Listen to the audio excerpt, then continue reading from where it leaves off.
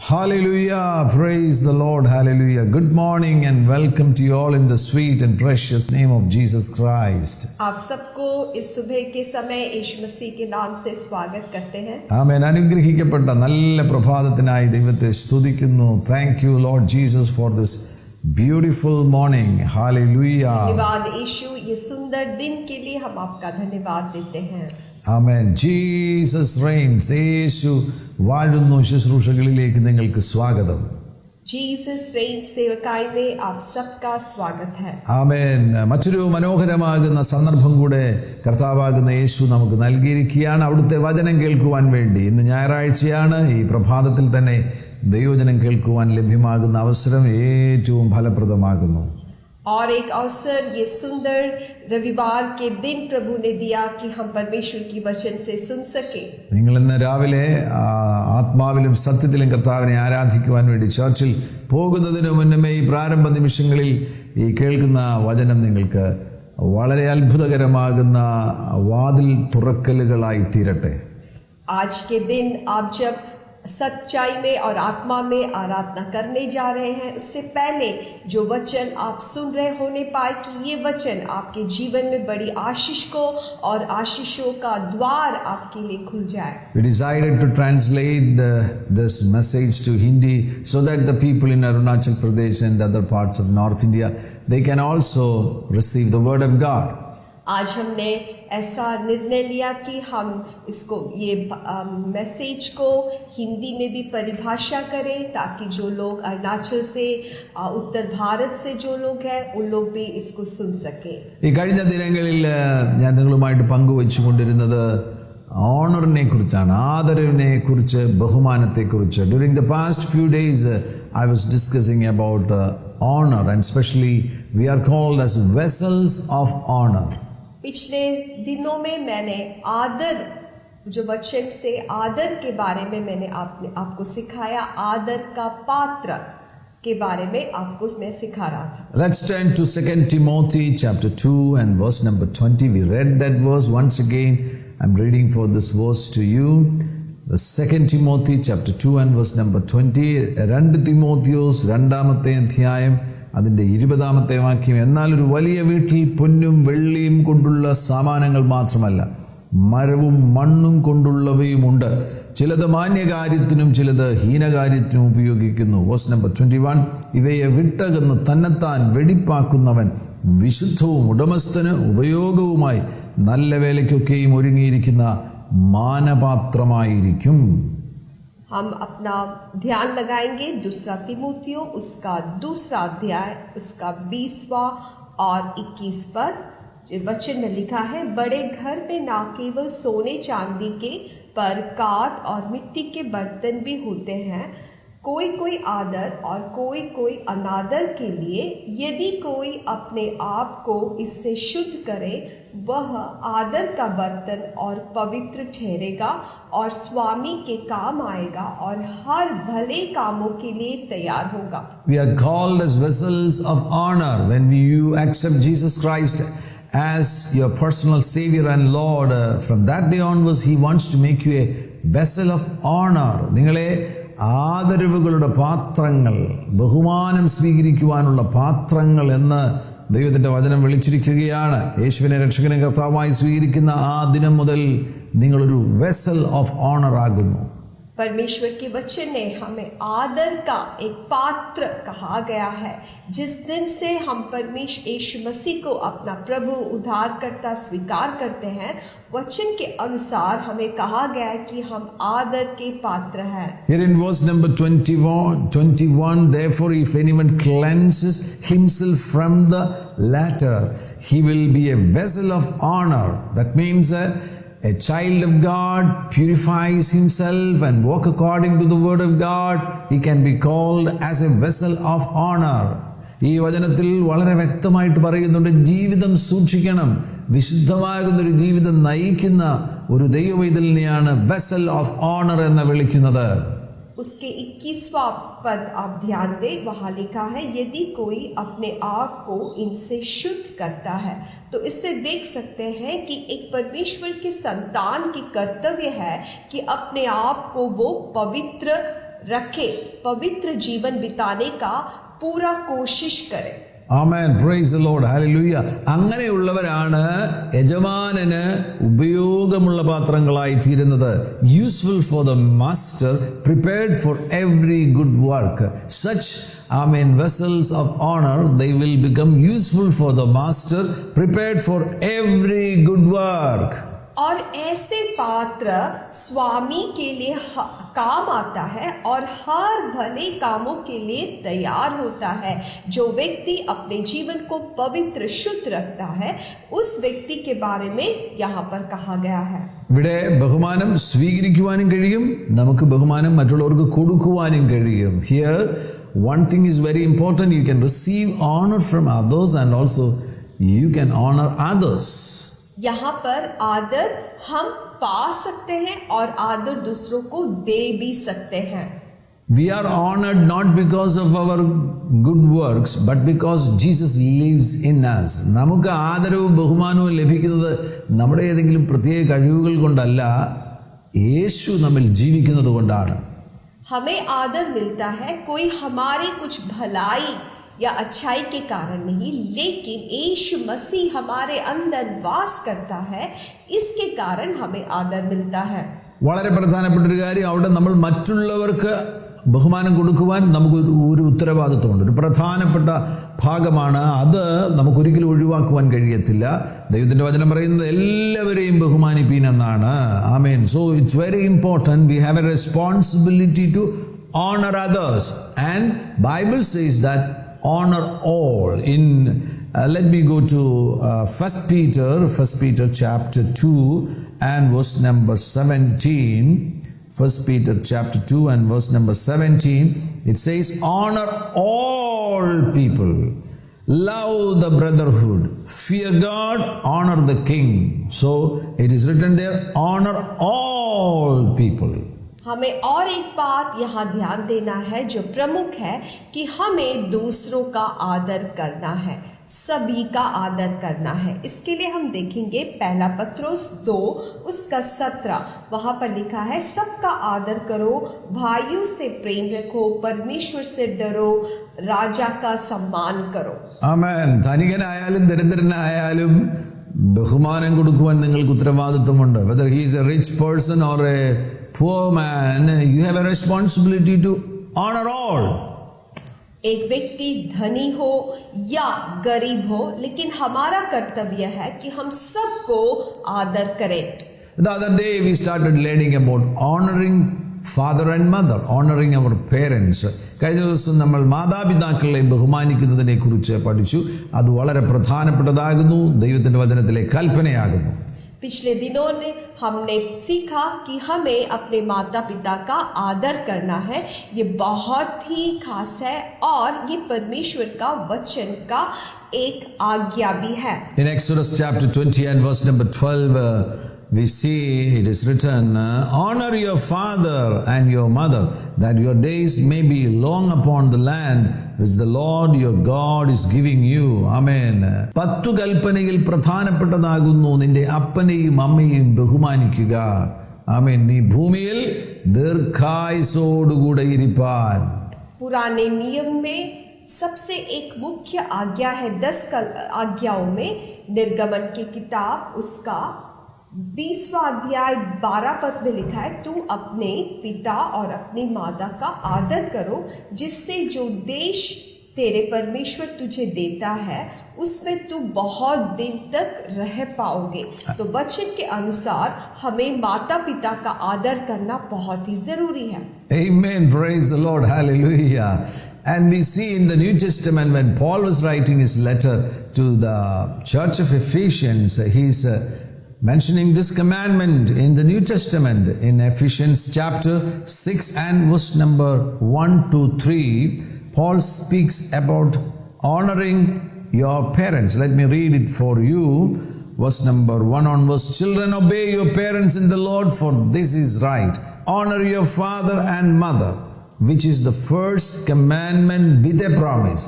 Which is the first commandment with a promise, that it may be well with you and you may live long on the earth. So long life, and well with you. That means good things in your life. नए नियम में भी हम देख सकते हैं पौलुस इफिसियों की पत्री उसका 6वां अध्याय उसका पहला पद से 3रा पद तक लिखता है, हे बालकों, प्रभु में अपने माता पिता का आज्ञाकारी बनो, क्योंकि यह उचित है। अपनी माता और पिता का आदर करो, यह पहली ऐसी आज्ञा है जो प्रतिज्ञा के साथ है कि तेरा भला हो और तू धरती पर बहुत दिन तक जीवित रहे। Very important, and especially according to the Jewish culture, this is very important. The parental blessing is a very important thing in their life. യഹൂദന്മാരുടെ സംസ്കാരവുമായുള്ള ബന്ധത്തിൽ അപ്പനമ്മമാരുടെ അനുഗ്രഹം എന്ന് പറയുന്നത് അവരുടെ ജീവിതത്തിലെ ഏറ്റവും വളരെ പ്രധാനപ്പെട്ട ഒരു കാര്യമാകും. यहूदियों के संस्कार के अनुसार माता पिता का जो अनुग्रह आशीष उनके लिए बहुत ही महत्वपूर्ण था. ഈ ഭൂമിയിൽ ദൈവത്തിൽ നിന്ന് ലഭിക്കുന്ന അനുഗ്രഹം കഴിഞ്ഞാൽ നമുക്ക് ലഭിക്കുവാൻ കഴിയുന്ന ഏറ്റവും വലിയ അനുഗ്രഹം മാതാപിതാക്കളിൽ നിന്നുള്ള അനുഗ്രഹമാണ്. Let me say one thing to you. While we are on this earth, you can receive blessings from God, and after that, which is the most important blessings which you can receive from another person? It is parental blessing, your father's blessing, your mother's blessing. That is very important. इस धरती में जब हम जीते हैं, परमेश्वर की आशीष के बाद सबसे प्रमुख आशीष है माता पिता के द्वारा जो हमारे ऊपर आने वाला आशीष. Amen. Honoring your father and mother is being respectful in word and action and having an inward attitude of esteem for their position. നിങ്ങൾ മാതാപിതാക്കളെ ബഹുമാനിക്കുക എന്ന് പറയുമ്പോൾ ഒന്ന് വാക്കിൽ ബഹുമാനം പ്രകടിപ്പിക്കണം, 2 പ്രവൃത്തിയിൽ ബഹുമാനം പ്രകടിപ്പിക്കണം, 3 നിങ്ങളുടെ ചിന്തകളിൽ നിങ്ങളുടെ മനോഭാവങ്ങളിൽ നിങ്ങൾക്ക് അവരോട് ആദരവുണ്ടായിരിക്കണം. माता पिता का आदर करना, उसको हम समझ सकते हैं हमारे बातचीत में उनके प्रति आदर होना है, हमारे कार्यों में उनके लिए आदर होना है, बल यही नहीं हमारे सोच में भी हमारे माता पिता के प्रति आदर होना है. Sometimes according to your conclusion they may not deserve honor, yet you have a responsibility to obey the word of God. ചിലപ്പോൾ നിങ്ങൾക്ക് തോന്നിയെന്നിരിക്കാം അവർ ആദരവിനും ബഹുമാനത്തിനും ഒന്നും യോഗ്യരല്ല എന്ന്.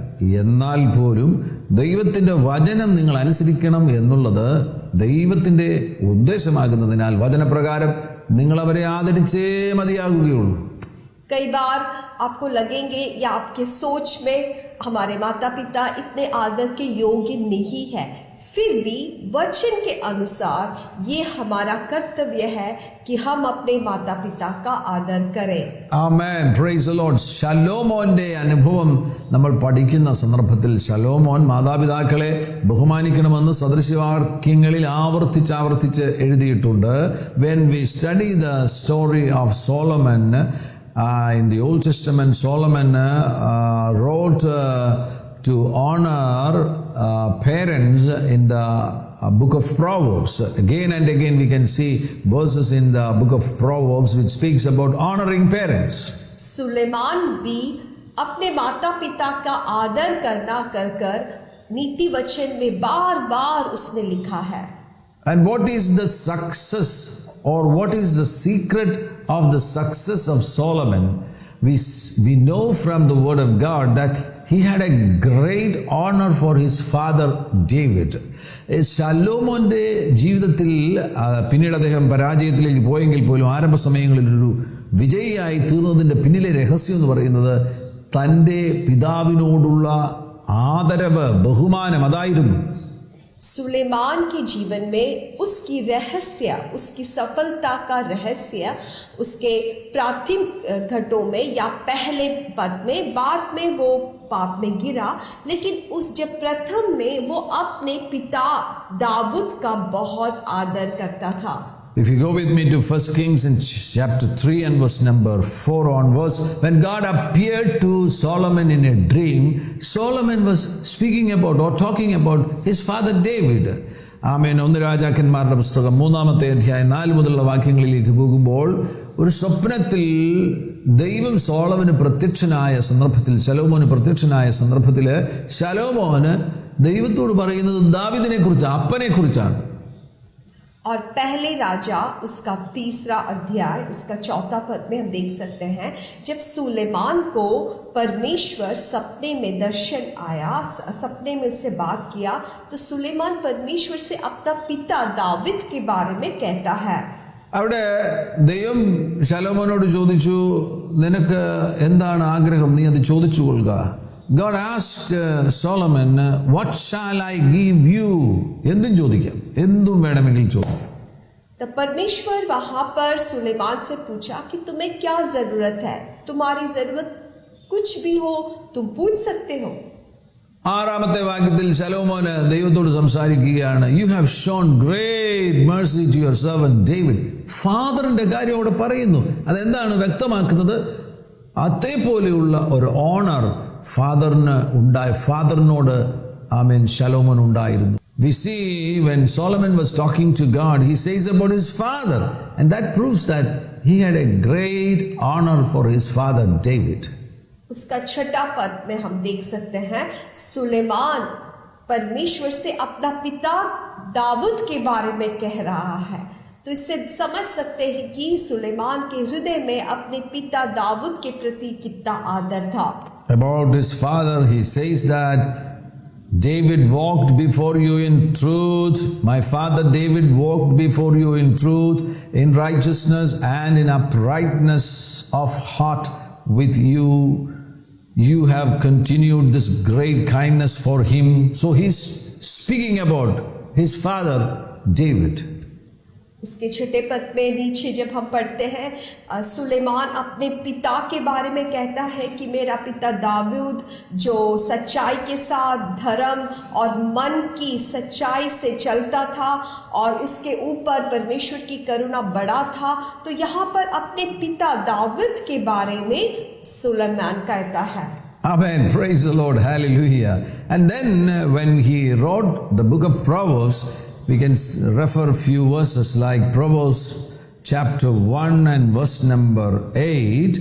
വീണ്ടും ശലോമോൻ സദൃശവാക്യങ്ങൾ എഴുതിയപ്പോൾ അവിടെ നമുക്ക് ഈ ഒരു പ്രധാനപ്പെട്ട കാര്യം പറയുന്നത് കാണുവാൻ കഴിയുന്നു. Go with me to Proverbs chapter 1 and verse number 8. My son, hear the instruction of your father and do not forsake the law of your mother. और सुलेमान के बारे में देख सकते हैं, सुलेमान नीति वचन उसका 1 अध्याय उसका 8वां पद में फिर लिखता है कि हे मेरे पुत्र, अपने पिता की शिक्षा पर कान लगा और अपनी माता की शिक्षा को ना त्याज. Another verse in Proverbs chapter 13 and verse number 1, a wise son heeds his father's instruction. और एक वचन को देख सकते हैं, नीति वचन उसका 13 उसका 1 पद, बुद्धिमान पुत्र पिता की शिक्षा सुनता है परंतु टल करने वाला उसके छड़ी सुनता नहीं. And this verse is very important. Proverbs chapter 30 and verse number 17. It says that the eye that mocks his father and scorns obedience to his mother, the ravens of the valley will pick it out and the young eagles will eat it.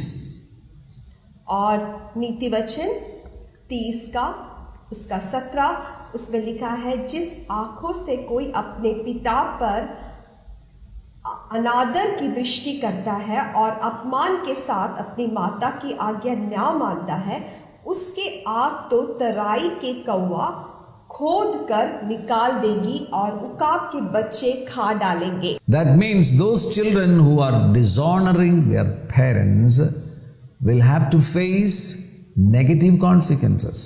इसका अर्थ है जो बच्चे माता पिता का अनादर करते हैं उनको अपने जीवन में नकारात्मक समस्याओं का सामना करना पड़ेगा.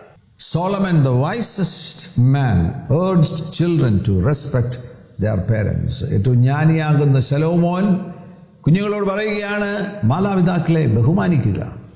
सुलेमान जो बहुत ही एक बुद्धिमान था, वो बच्चों से कहता है कि अपने माता पिता का आदर करो. എബ്രായ ലേഖനം 12-ാമത്തെ അധ്യായം 9-ാമത്തെ വാക്യത്തിൽ മാതാപിതാക്കളോടുള്ള സബ്മിഷന്റെ ഒരടയാളം തന്നെയാണ് ഓണറിങ് പേരൻസ് എന്ന് പറയുന്നത്.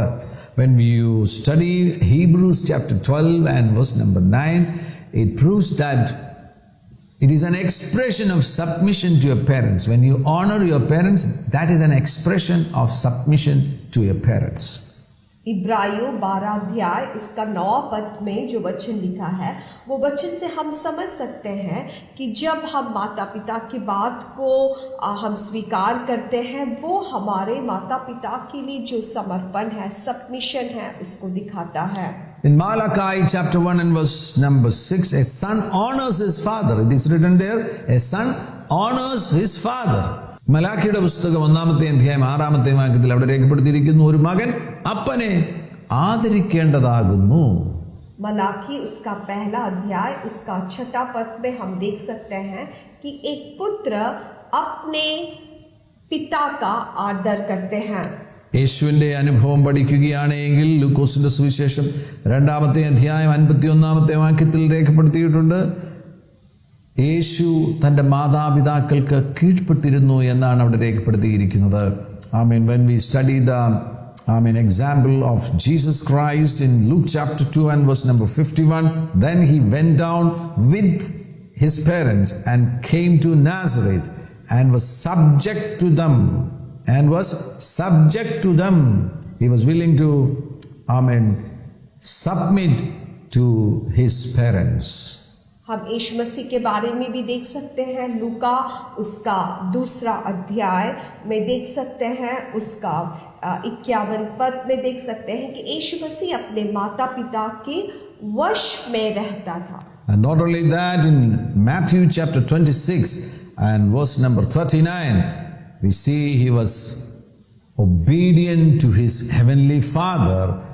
In Matthew chapter 26 and verse number 39, he went a little farther and fell on his face and prayed, saying, "Oh my Father, if it is possible, let this cup pass from me. Nevertheless, not as I will, but as you will." ആമേൻ. മത്തായിയുടെ സുവിശേഷം 26-ാമത്തെ അധ്യായം 39-ാമത്തെ വാക്യത്തിൽ നിന്ന് നമുക്ക് മനസ്സിലാക്കുവാൻ കഴിയുന്നു, യേശു സ്വർഗീയ പിതാവിനെ അനുസരിക്കുവാൻ തയ്യാറായിരുന്നു. അവിടുന്ന് എല്ലാ കാര്യത്തിലും സ്വർഗീയ പിതാവിനെ അനുസരിച്ചു. यीशु मसीह के बारे में हम मत्ती रचित सुसमाचार उसका 26वां अध्याय उसका 39वां पद में भी देख सकते हैं.